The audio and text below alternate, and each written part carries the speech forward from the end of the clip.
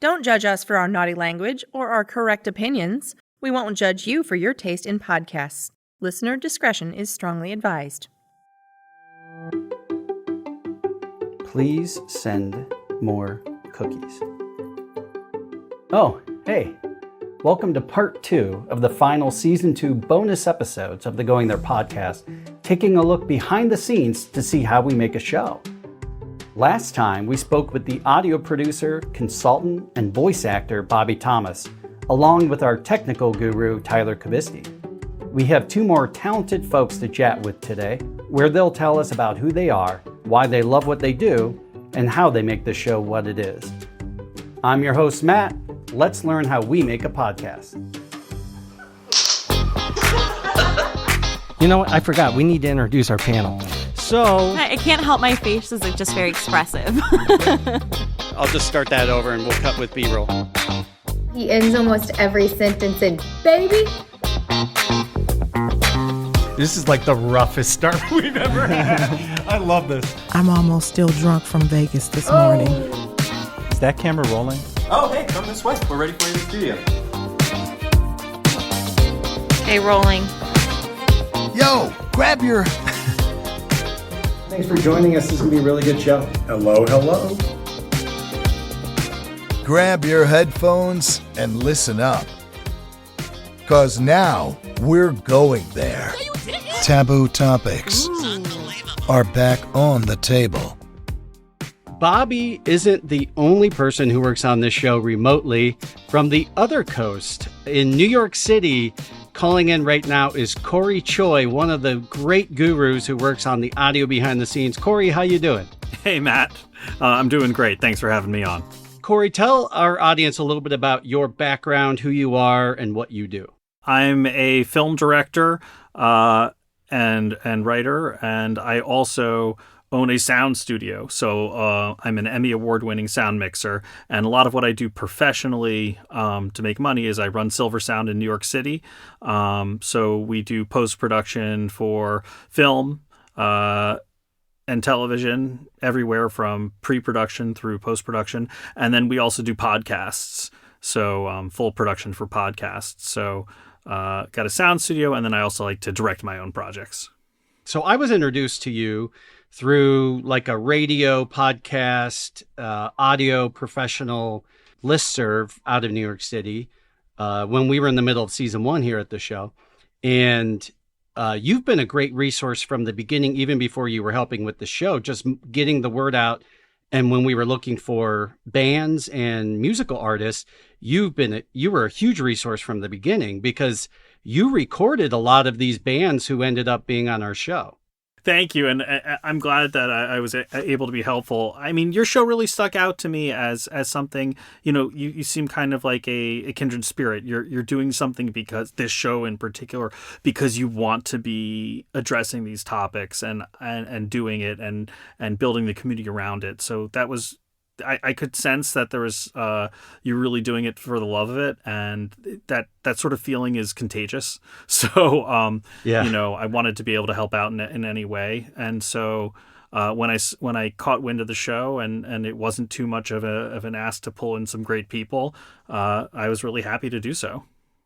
Particularly Gabrielle Sturbenz, who's a wonderful musician, wonderful person, and also the lead in one of my earliest projects that's actually still in production. Yeah, Gabrielle is awesome, and then she got us Wheatus, because she's part of the band Wheatus, for our season 2 finale, and we interviewed her and Brendan, and that was like an amazing way to end season 2 for me personally. How cool is that? Yeah. And in certain ways, you guys kind of lived out what we were supposed to. And then, of course, Christmas Dirtbag went on Colbert later. Yeah. In the season, which was super cool. We had a music video festival and Battle of the Bands called Silver Sound Showdown for 11 years, and the pandemic kind of ended it. But right before the pandemic, it was going to be a very special showdown called Dirtbag Showdown, because it was the 20th year anniversary of Teenage Dirtbag, the song, and the winning director of the festival was actually going to direct the 20th year video for Teenage Dirtbag with Brendan. It was going to be super cool. Got shut down, so we never got to do that, and we were super bummed. But having them come on to the show for the finale of season 2 was kind of like, okay, we got it in there. We got what we needed in there, and I'm really glad that was able to happen in some capacity at least. Yeah, and for those of you watching, listening, I mean, you can hear it in his voice. There's a reason why Cory is such an invaluable person in my personal circle, but the network of this show as well, because he loves what he does. It's not all about the money whatsoever. I mean, he does this stuff out of passion, and he does it when there is no money involved, when it just matters to him. Well, don't get me wrong. This is my profession. This is my profession and livelihood. Yeah. So it is about the money. But when I find myself in a position where I have enough money and I'm able to give, I'm happy to do so. So Yeah, look, all of us have to put food on the table. All of us want to get ahead. But it's to say, like, you're passionate about what you do, whether or not money is involved, whether or not, like, it's not always a financial carrot. Oh, yeah, like Showdown itself, the festival itself was a financial break even. I mean, it's kind of like this podcast, right? You know, you've got your studio and then this podcast as well. And it's kind of your passion, like I said, and you're right, kindred spirits, because we're making this podcast together because it's something that wants to be made and it's really exciting. So yeah, no, I feel that, and I'll take a compliment. I'll take the win. Sometimes it's a little hard, but thank you. Trust me, I get it. And because especially when people are like, you're an artist, and then you're like, if you knew all the uncreative, unartistic things that it takes to create something, like, I don't feel artistic. And it's like, we sell ourselves short sometimes. And I think you are such a modest person that, yeah, it is very much in your personality to shun that and be like, no, I mean, I still want money. Of course you do. But compared to a lot of the other people in this industry, you're top tier, one of the good ones, quality wise and heart wise. Well, thanks, man. And it means a lot. But it also just happens to be a lot of the projects that I find myself drawn to usually are the ones that are not, commercially funded. They're a little bit more independent, a little bit more creative, because they're not beholden to anybody. Right. And there's something inherently freeing about not being tied to somebody else's purse strings, right? And so when creators are doing it for the love, usually you're working on some of the most exciting projects. So I think that has a lot to do with it as well. The really just kind of content you can't not work on oftentimes are people's passion projects. Imagine how watered down this podcast would be if we had corporate sponsors.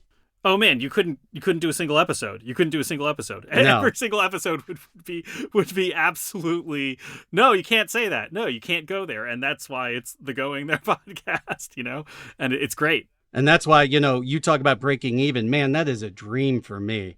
Just not losing money on the show, but it's not, I see it as an investment. It's not a financial investment. It's an intrinsic investment in what I care about, how I want to leave this earth. I'll be proud and happy that I left this behind. Yeah, and projects like this are what keep us going. I don't live to work. I work to live. And part of living is doing a podcast. It's my hobbies. It's my passions. It's the relationships. It's the community you build. I do the money part so I can do all of the other stuff, right? And you're that same person. For the technical side of stuff, the first time I can't remember if I reached out to you about the podcast first or if it was about another project, but I had audio issues on a professional interview that we did, and the audio was unusable, but it was recorded with a very high profile person out of state, and it was not going to be able to be replicated. And we would have been so embarrassed to call this person back. But technical shit happens, right? All the time. You waved your magic wand, and from that point on, I was like, well, Cory, I need you in my arsenal at all times now. One of my specialties is audio restoration. And I do want to emphasize that it's not a magic wand. It's these amazing tools from these incredible companies that are coming out now. Yeah. But one thing that I've spent a lot of time doing is really taking the time to learn all the tools pretty effectively, but also experiment with different combinations of tools from different designers, companies, and manufacturers. So I do have kind of different special sauces for different problems, but I'm not inventing anything. I'm very good at finding the best products out there. I'm still ultimately an end user, and I'm a huge supporter of these developers, and will sometimes actually reach out and talk to them and tell them what I want, and they'll work with me and stuff like that. But the last, I would say, 5 years were absolutely incredible for audio restoration. And then this last year, it was just all 5 years rolled into one.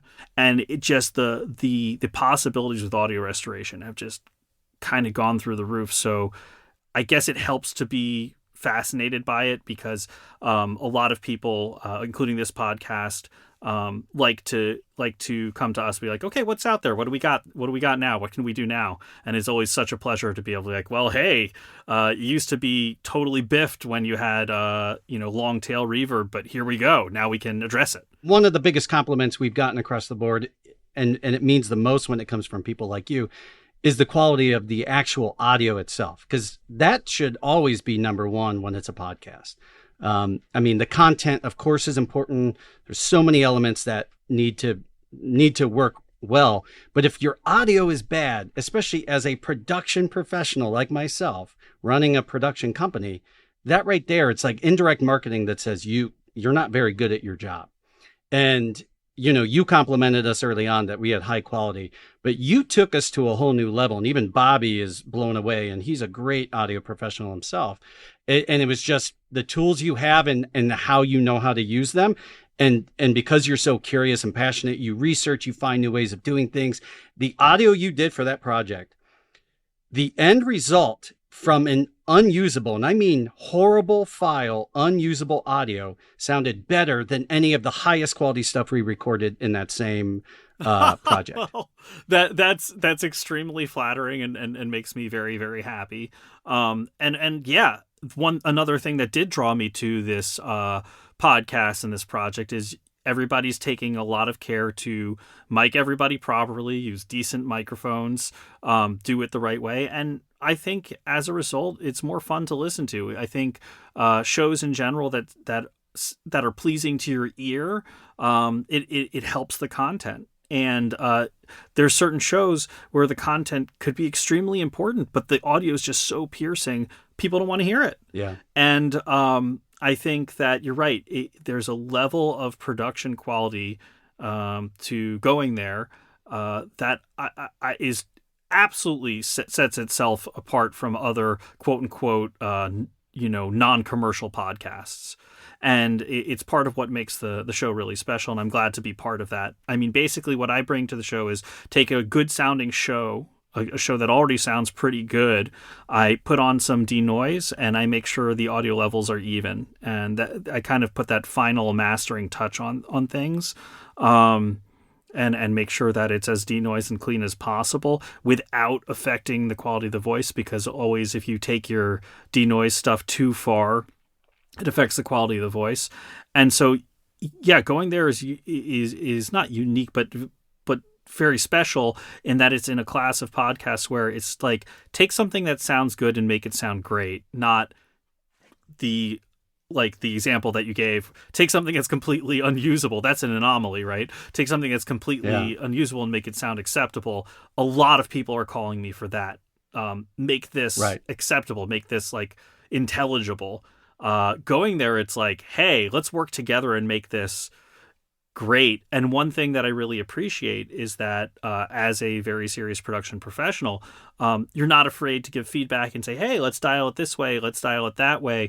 Different creators and people with their own visions all have their own thoughts about how a show should feel and sound. And it's really great because the show has a very strong vision for what it's supposed to be. And so as a collaborator, as someone who directs, I aspire to be somebody who gives the rest of the crew or that sort of clear vision. And as someone who also helps professionally other people realize their visions, I always appreciate a strong, decisive, creative head. It's always such a pleasure to because that gives you the opportunity to collaborate and not just put out fires. And I feel like going there is a collaboration, not a fire extinguisher. And it's a two-way street. So not only have you been open for me to say, hey, I know what you did here, but would you mind tweaking this? Because audio can be so subjective sometimes, but you've offered lots of feedback through times that had nothing to do with the audio. You're like, hey, you might want to think about this line because it could sound like this. Or when this person said this, you might want to add some space around it because it seems like you rushed through it. And it's like, if you're not taking that kind of feedback from other professionals, you're not learning anything. And the whole show is about other people telling their stories, Yeah, and it seems like everybody involved with the show kind of does that. Like, we're all kind of right. This whole team is like small but mighty team, but we're all kind of gravitating to like, we're given a space where we can collaborate, and that's exciting. And I haven't met any of the folks in person. Actually, it's all been remote for me, but still, I feel a definite bond with you and some of the other folks who work on the show. Okay, I'm adding to my resolution list 2024. I'm gonna, as promised, I'm gonna visit Silver Sound and meet you in person. I'm going to be so upset with myself if I don't make this happen. And so are you in the heart of New York City? Where is Silver Sound at? Silver Sound's 27th Street, between 6th and Broadway in Manhattan. It's right across from actually a building called the Radio Wave Building that Tesla did a lot of his work in. It's a really cool neighborhood. It was the fashion adjacent to the garment district, adjacent to the plant district. 15 years ago, it was a very different place. It was pretty seedy, and there was this kind of sound studio in the middle of all these open air garment markets. And that was, so my predecessor in this space, Larry, he was doing all the dubbing for Pokemon in this space. That's awesome. The cartoon, you're talking the original series? All the English dubbing for Pokemon was done in this space. Larry was the one who ran his business out of it, and he was a composer primarily, but also did some of the dubbing in here. And he wrote the theme songs for the American theme songs for a lot of pretty great shows, like Ultraman, Hello Kitty. Really quick, small world story, unless this is how we originally got connected, I don't know. But Joe, who was my co-host on season 1, was friends and colleagues with the girl who was the voice of Ash Ketchum. So she was probably in your studio. Yes. Isn't that so wild? Funny. Yeah, that's wild. Yeah, it's funny. So Larry's doing all that. Then all of a sudden, and this is why it's so hard to be in the production world, you put all your eggs in one basket. That became basically his only client. And then he got undercut. Somebody underbid him. And he was just like, time to cut loose and retire. It was kind of a bummer. It was very lucky for me, because right at that time, I was getting very unceremoniously screwed over and forced out of my space by Jared Kushner, of all people, and Ivanka Trump were really screwing me over at my old space. And I was looking for a place to be. Great people. Just let me say, very fine people, those Kushners. Just wonderful humans. They're fucking terrible people. And from personal experience, they're even... I don't want to go into it too much, but I can say... Not at all. We're right around the same age, and it wasn't like they don't view people who don't have as much money as them as people, really. I was just a thing or an object to be pushed around. I wasn't treated like a human, and I don't think they even knew or understood, because they were just throwing around daddy's money what they were doing. They wanted the New York Observer to go. They bought a newspaper. They wanted to put in his space. A bunch of illegal stuff. My lease was broken illegally. There was a lot of intimidation, threats made to me. They eventually got my space and ran the newspaper into the ground very promptly, and then moved on to the next thing to burn down. But as that happened, as I lost my space illegally, I needed a place to land. And Larry was very conveniently getting out and said, hey, why don't you come over here? So I come in here and we completely redo it because it was made for music, and we revamped it for post-production for film. And we go to the closet, and there's this poster with all the Pokemon laid out, signed by every single actor who had done every single Pokemon and every single character. So you stole that and sold it on eBay, right? Well, no, it's really funny because I actually wasn't super familiar with the cartoon. I knew it was a deal with the kids at the time. I thought it was cool. Oh. No, I just mailed it to my cousin who was into Pokemon. And I think he may or may not have just like put it on his wall with tape or lost it because he was like 12. And I'm sure you know now how much that would have been worth. Yeah, now things similarly are going for like $10,000 to $20,000, maybe even more. So you could pay a month of rent in New York City. So there you go. So yeah, New York City's a wild place to be, but it's also a place I love being. The independent film here is why I want to be here. If I wanted to do all commercial film, I'd be in LA. Right. Well, and I brought it up because it's really important. There's so many people who now come out of the woodwork. They're like, I'm a podcaster, I'm a video producer, I'm a filmmaker, I'm a fill in the blank. But a lot of them are really hobbyists because they bought a nice camera or a nice microphone or something. And it's not to shit on them, but it's to say, like, those are often who we're competing against in the industry because they can underbid us. They don't have any overhead. And when somebody goes, oh, I'm operating a studio out of New York City, you know, even if you're near the city, it's probably out of your apartment or something. But you have a literal physical studio space in Manhattan. That, I mean, anybody who knows anything about New York right away will go, oh, these guys are legit. Like, this isn't a mom and pop shop. This is like real professionals doing this shit. You would never rent in Manhattan and have a space like that if you weren't the real deal. Well, thank you. That means a lot because, yeah, to have a closet in Manhattan is the same price as having a mansion out in, you know, in other places. In Cleveland, yeah. Every single square inch and every single cent is spent on quality here at Silver Sound. So I'm glad you picked up on that. And yeah, it's just surviving through the pandemic. A lot of sound studios had to shut down. And, you know, podcasting was kind of part of that shift and figuring out how to survive when all of a sudden all of the video production went away. Right. It's funny because at Silver Sound, we're a boutique. We work with many, many different clients.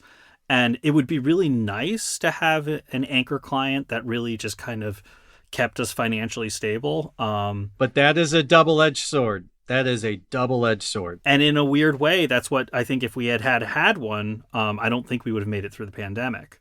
Exactly.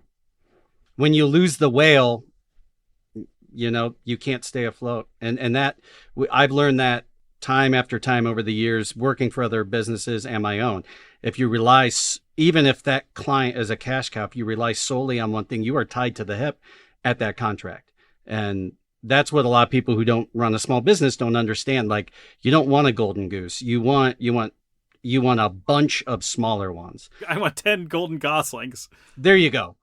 You know, what we do, this is so elementary to us. Like, it's just, you know, muscle memory.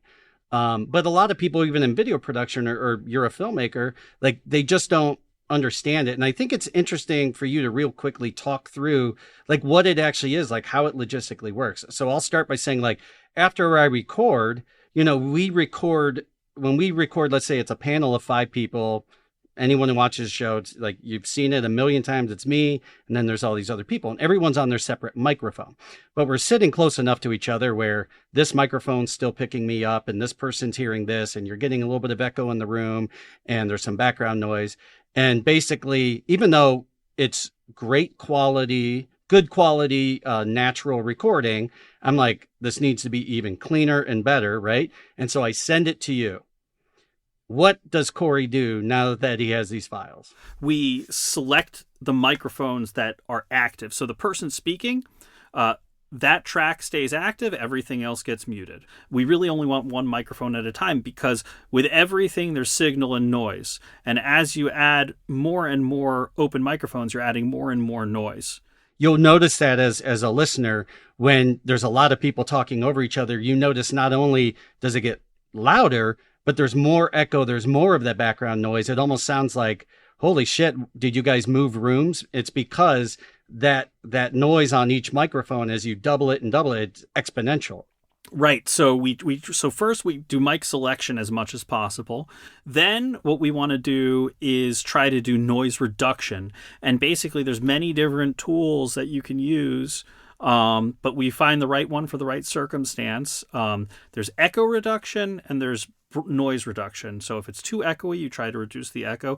By the way, echo or reverb reduction is one of those things that didn't used to be possible that is now possible. That just kind of blows my mind because it was our white whale. It was never going to happen, and then all of a sudden somebody cracked it, and it was just like wow, and it blew things wide open for us. So we do our reduced echo reduction to the point where it sounds natural. Let's pause there real quick because echo reduction, and you mentioned it earlier, but that is not a all or nothing. It is very much a spectrum because the more you take it out, the more you notice digital artifacts and you lose quality of the actual speaking voice.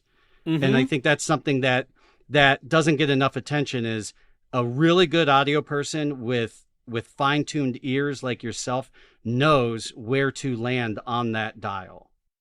And I think that goes across the board for any plugin in general. Saturation's kind of the same thing, right?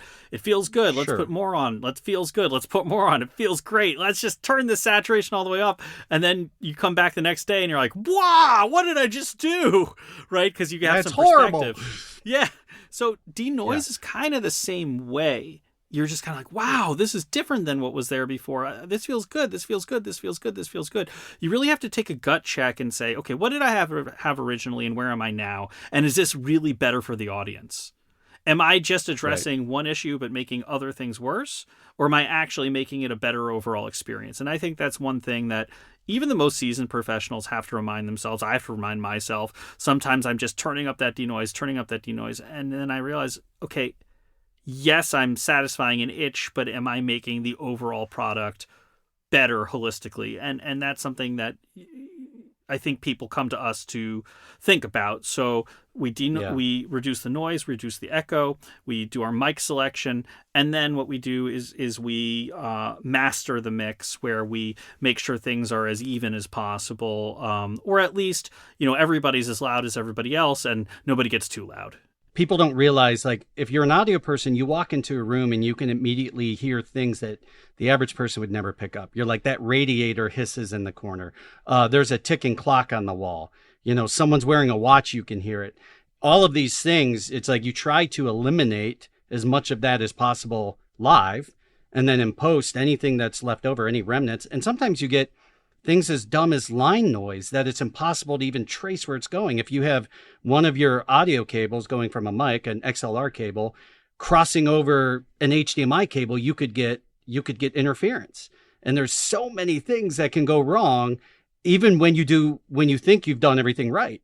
It's not like audio engineers come in with just an innate ability to hear better than other people. It's that they practice and they know what to listen to just as much like as a production person will go into a space and have a location checklist. Okay, let me check XYZ. Is the light here? Where's it coming from? How's the windows? Where's my glare? It's the same thing for an audio engineer. On set, like you said, the director and the audio folks are working together and the producers, everybody's working together to try to control their space. And then at the end, if there's things that are not controllable in post, it's the decision, okay, is it going to feel weirder to try to control this and fail, or to leave this in and fill it out and make it feel more even? And ultimately, what you want is a audience experience that is as even as possible, where they aren't surprised by technical issues, they're surprised by content. Well, Cory, I just want to say, one, we're so happy to have met you and to have you a part of this show. And I mean, everyone across the board has noticed, who's worked on the show, how it's only gotten better over time, technically, content-wise, everything, and you're a big part of that. Thanks, man. It means a lot. Before we say goodbye to you, go ahead and plug whatever you want to plug. You are a filmmaker, you are a music and audio guru, and you got a business. So plug away, sir. Thank you. Well, first of all, I just wanted to say thank you for making me part of the team. this is a really special podcast, and it's been such an honor. And yeah, part of what's exciting is that it does keep getting better and better, and I can feel that as well. In terms of plugging things, I've got a movie, my feature film narrative directorial debut. It's called Esme, My Love. It's a psychological thriller / magical realism, and a little bit of a spiritual piece, actually. It's very tense. It's very beautiful. Doesn't have a whole lot of humor in it, but it is what I wanted to make, and it kind of reflected a lot of things I wanted to say. So it's called Esme, My Love, and it's on Amazon and Tubi. And then in the audio realm, we're very excited. We're just kicking off Silver Sound and the Silver Podcast Network are now. We're going to do 2 of these every year. It's the biannual Sonic Dash, which is a 48-hour audio creator contest. And the first dash, actually, the race starts at noon today. So it might have already just started, actually, maybe like right now. What time is it now? I don't even have a clock near me. It is 12:15. So 15 minutes ago, we sent out our prompt, and dashers or participants, audio engineers and audio creators from all over the world, 4 different continents, will be competing for the next 40 hours to make the best up to 2-minute audio only piece. And it's going to be judged by 8 amazing people from the audio industry, including someone who I greatly admire, especially in particular, Julie Shapiro. And the grand prize winner is going to get some cold hard cash, as well as featured on our podcast network. And all the participants actually are going to get some prizes as well. So it's very exciting. We're going to announce all the winners at a live event next Wednesday. Well, where's your website and where can people check you out? So the Sonic Dash website is www.silver-nyc.com/Sonic Dash. And then me is just Cory Choy, CoryChoy.com. So www.corychoy.com. Perfect. Well, thank you, sir. I hope the contest is just a major awesome experience for you, and I really hope you're ready to clean some audio files coming up soon, because we are not stopping this train. I'm so excited for season 3, man. Well, it only took me about 9 freaking months to finally book a trip to New York City, but it finally happened. I got to meet Cory in person and check out the studio. Well, if you've noticed, we've changed locations. We're now at the home studio of our podcast narrator, Mr. Joe Cali, a voice and face you should recognize because he's actually been on the show as a guest in multiple episodes, both seasons. But also you hear him every single episode. Thanks for having us here, Joe. It is my pleasure. Joe, remind our audience a little bit about your background and what you do in the world of voiceover. My background is a few days of doing this, and it is almost exclusively voice acting, providing narrations and some commercials and a lot of training and things of that sort from the nucleus over there, and occasionally having the opportunity to work with friends like you on some unique projects like the Going There podcast. And above and beyond the podcast, you and I have worked together where there's actually money involved. Boy, oh boy, is that still a thing? Yeah, right. People have probably heard your voice, whether or not they know it, in different ads, because you've been a part of national campaigns. You've been a part of, some big product lines. Do you care to name? Yeah. Do you care to name any of those? Well, I currently am working with Yamaha Outboards, and we just did a project with Ford and some things in South Africa. And if you're local, you can still hear me every night on TV 55. Oh no. What do you do for 55? Tonight at 7 on TV 55. If you're over towards Youngstown, I am with 21. First of all, I really love the shirt and outfit you're wearing. You're wearing the Frame One Media colors and brand. Had to. I love it. I think I gave that to you at our unveiling party. You did. So full circle. And so I thought, what better place to wear it than on this episode. You were just telling me a minute ago, one of your recent auditions that you were just doing. It's interesting now that, as all of us know, you really aren't in a place where you're getting direction or you're getting cajoled into what they want to hear. It's all, for me anymore, it's 99.9% emails, texts, very little direction, no feedback. So when you grab something like that says we're looking for a documentary style like Sir David Attenborough, and perhaps we could talk about Matt and the Going There podcast with that demeanor. So did they give you the direction of David Attenborough? But that was it. A la David Attenborough. So they're like, we It's can't basically- afford David Attenborough, so just please do this. Yeah. And I've gotten the same for James Earl Jones. And it's like, gosh, really? Really? Wow. So who's doing that and saying, well, we can't afford Joe Cali. Do it for a $5. Jesus. Sir David Attenborough, whose brother played John Hammond in Jurassic Park, and Jurassic Park 3, The Ride, was Joe Cali. Full circle. See the movie. Jurassic Park 3. Then live the adventure. Yeah, and what's amazing is you didn't know that until last year. You sent me that like right before you were on the show, and I had to like share that with everybody. That was like such a treat. I had no idea he was as big a Jurassic. Not Jurassic Park 3, but yeah. I'm a big fan. I was a big fan You of read this. them too, right? I read, 1 and 2. I don't know that there was a book beyond that.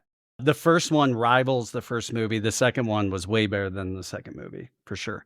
So let's talk about what it is that you do for the podcast. I think a lot of people would be interested to know how it goes. Like they might think like you come into our studio and record stuff. Sure. But really, your interaction with us is similar to your interaction with most clients when it comes to the podcast. So it is. Tell us a little bit about it. Well, in the early days in the birth of this, you contacted me and you were feverish in terms of creativity and putting together a master plan and then scripting things just that we would try out. And then you asking me to participate in that. And we wrote a bunch of different kinds of promos and intros and lines that we could use. You did want a specific genre of sound.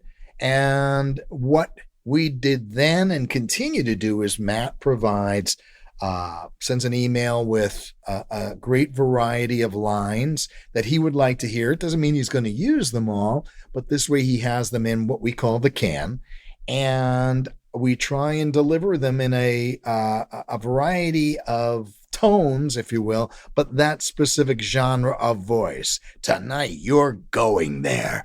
And then I'll go into there and read it from the monitor and read it. I think I try and read them a few times. I was going to say what you're really good at.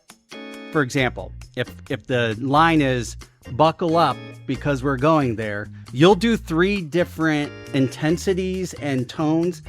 I'm starting with crank it up. Or crank up the headphones. Crank up the headphones and listen up. Yeah, maybe that sounds better. No, maybe not crank up because you're saying up twice. Grab your headphones and listen up. Grab your headphones and listen up. Grab your headphones and listen up. Okay, so one more time. Grab your headphones and listen up because we're going there. Yeah, so we try and number one is your timing. I don't know. The difference in working this way is I don't know what the timing of the video is going to be. So if I can give them to you in 3 different time tonations, if you will, the one that best works with your video, with your end purposes, with what Tyler is marrying it with, is what it works best. And intensity is just to give you a variety. And then on top of it, I always tell you, have fun, make up your own stuff. And you always give me a variety of things. Like we have some of the best ones that we have are you just kind of playing and coming up with your own Well, wording. that's in sync with what you've provided. Yeah. I mean, that's the creative end of this. And we don't get a chance to do that too much anymore, do we? Right. We really don't. Yeah, and that's why for season 2, I was like, let's write some new ones. And it seems like it's like such a small piece of it, but it's really not, because it sets the tone for the show. It's helped us build like the brand of the show. You know, you're watching the opening credits and you hear the voice, and it's the award-winning show. I will give him his accolades. Our accolades. And actually, that's a good segue into your influence on the show goes above and beyond just your voice. In the very, very early days, there was a few people, you being one of them, who I reached out to and said, here's what I'm thinking about doing. What do you think? Do you remember some of those initial conversations? Well, sure, because it was pandemic. People were low. We were both low. And it just was an opportunity to, again, the creative was pulling us from the mire a little bit. And you had a real concrete idea of what you wanted to do with it. And then we kind of nuanced it. Well, yeah, and you could even talk about this on that and that. And I can recall you talking about wanting to work with different religions and people who were being persecuted. And I said, I know somebody down the street from you I just worked with, and he's your age, and I think it'd be good for you to meet him. And it's Casey Weinstein. Yeah. And sure enough. And what a great introduction that was. He and his wife now have been on the show several times each, together once, which was an awesome episode. Yeah. And you've teed up ideas. I think you gifted me the John Pavlovitz book. Yeah. Networking is what it's all about. Well, it is. But beyond that, and I have to say, just to prelude that, in networking, I think, thank you, Bobby Thomas, because Bobby probably introduced me to you. Yeah, in some ways, yeah. I will say, like anyone who I meet who Bobby knows, I kind of ask Bobby, what do you think about this person? He's a good judge of character. You know? Good. And thanks, he said, Bobby. He goes, oh, you want to get Joe involved? He's the expensive voice guy. No. Okay, take that back. Take that back, Mr. LA. Yeah, Bobby, who's also longtime voice guy, very talented. Like when he says somebody else is a very talented voice person, I take it extremely seriously. And I take that as a compliment because he's worked prior to me for a long time in radio with major names. Yeah. He's a major name, and he's West Coast now. Yeah. But like you, he's working. It's like you moved somewhere, but you're doing all your work for pretty much. Tyler and I were saying it. I mean, there are no physical locations to do this anymore. Or very few. That for voiceover exclusively are in our market, they're gone. They're gone. There are still some music studios. And the fact of the matter is, and Bobby may agree, most of us did not get into this to be engineers and do technical work because we didn't know it. But if you don't know it now, you're out of the game. Yeah. So learn as you grow. Joe, another big influence that you actually had was indirect, because aside from the podcast, but especially during the pandemic, you would reach out if you hadn't heard from me in a week or two and do kind of like a temperature check. Not because you were worried I was like losing my mind. Yes, it was. Well, it was a little bit of that, but I think it was also for both of us to like, is like you level each other out. And then you and I would get into these deep discussions, many of which birthed the premise of an episode. True. That was another pandemic scenario where I'm sure my soul needed some compassion and yours sounded like it did. And you can just, especially among men, you hear of bromances, but you don't really hear about people talking about, wow, this is really killing me, or this is really talking about emotional depth and emotional topics of interest without anger and right. Virulence and it's just I kind of miss that. I do too. And the podcast has been the one thing, luckily for me, that's kind of fulfilled that, but when we're not in the midst of doing this weekly, I miss it a lot. It could continue, and Tyler can edit this out. It would continue if the guy would ever return your calls. Or no, not return your calls. So he's been in my house for 45 minutes and he's answered 3 calls. Tyler and I were saying we've gone 3 years without a phone call being directly answered. So there you go. I am terrible about being present because I'm Not for those 3 phone calls he wasn't. Always being pulled in 500 directions. And he was animated too. We could hear him from the first floor and we're low. That's okay.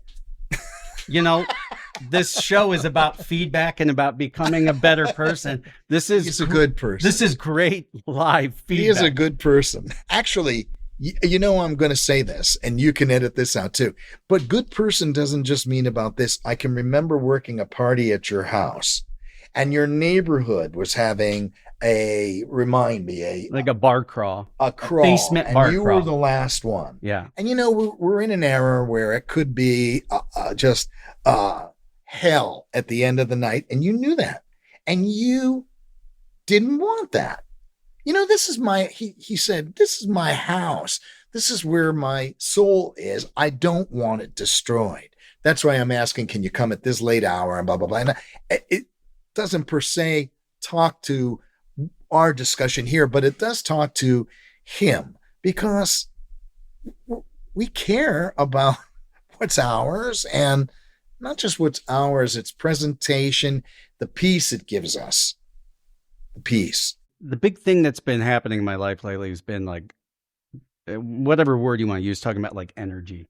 And it's like your energy is in your home. Like your home is this space. Well, your energy also is shown, in my opinion, in the studio. Your studios are placid. They're colorful. They have good knock you back into the park kinds of quotes on the wall. The kitchen is clean. The back room is clean. The bathroom is clean. And it's just a very peaceful, you're in a busy, frenetic business. All of us are. But it's nice to be just. How else can you be creative if things are I can't.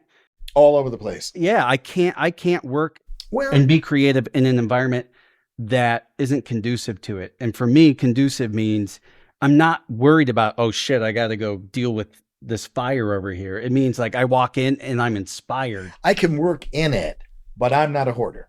You're not a hoarder. Yeah. So I have to leave soon, or I'm like. You're not at your best if you're in that environment. And that's why I wanted to create a space that people come in and want to dream and hope and aspire and create. And that's really what I tried to create. And the fact that you mentioned that, I love it. Yeah, because you wouldn't hear that from your sound. No. It's from people outside of it. And it does. It adds to what I think going there is all about. Mm-hmm. Because you are discussing we're discussing some very hot topics, but it doesn't have to be a hot atmosphere. Right.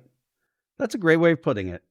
You're not necessarily at the therapist's office where it's candles and ocean waves and stuff, but you're also like not under a bright light with all kinds of things taking your attention away. It's like serene but SUV. Creative. Yeah.